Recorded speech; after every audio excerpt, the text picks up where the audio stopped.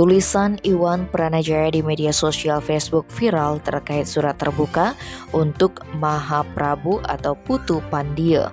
Pasalnya Mahaprabu tidak ada dalam pediksaan maupun dalam tahapan menjadi orang suci sesuai agama Hindu.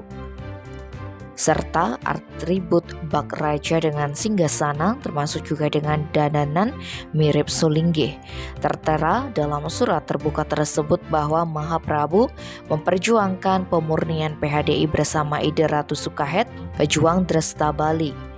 Berada di PHDI pemurnian berarti sejalan dengan narasi dan diksi-diksi Ide Ratu Sukahet dan PHDI MLB untuk menjaga Dresta Bali dari rongrongan orang-orang PHDI WBT yang dituduh berafiliasi dengan organisasi Hindu radikal yang tidak sesuai Pancasila.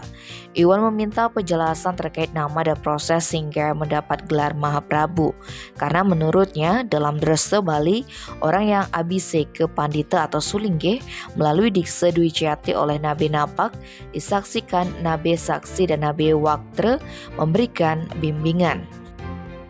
Iwan menyatakan mendapat informasi bahwa Mahaprabu tersebut bernama Putu Pandya. Konon nama Mahaprabu merupakan Paijan Wisik Ide Betara. Terkait hal itu dia meminta penjelasan proses dikse yang dilakukan karena Mahaprabu menampilkan sosok seperti Sulinggih yang sudah di Dwi Jati.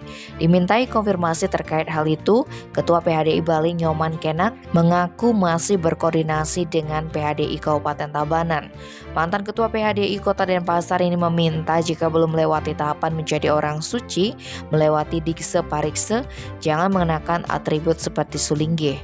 Sementara itu, Ide Penglingsir Ageng Putra Sukahet menyampaikan dia sempat beberapa kali bertemu dengan Mahaprabu, hanya saja yang dibahas terkait pemurnian PHDI dari gangguan sampradaya asing.